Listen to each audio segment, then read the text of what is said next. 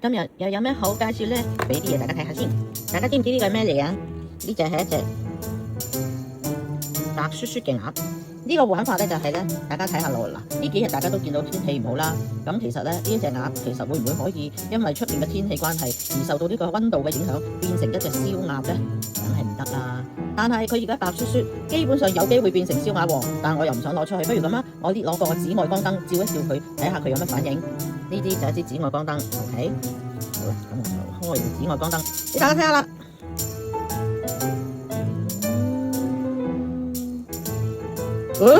變燒鵝？變燒鵝？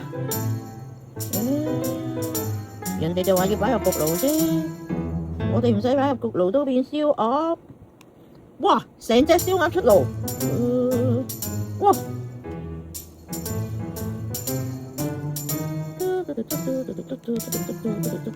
佢已經變成一隻半燒鴨嘅燒鴨。點解會咁嘅？你哋想唔想要咧？哇！變燒鴨，咁呢邊咧？鴛鴦鴨？唔係，不如變埋燒鴨啦。好，繼續照照佢先，冇乜電啊點啊？係喎，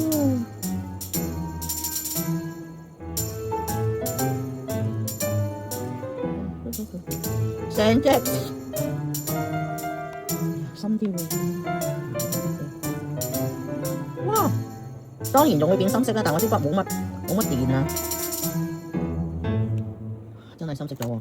咁啱啱嗰邊咧，開始一隻燒鴨啦，幾得意啊！擺喺車度提醒大家，太陽越嚟越猛烈，記住戴太陽眼鏡啦。好，拜拜。咁就成為一隻吊喺車嘅燒鴨，佢好快變翻咯喎又。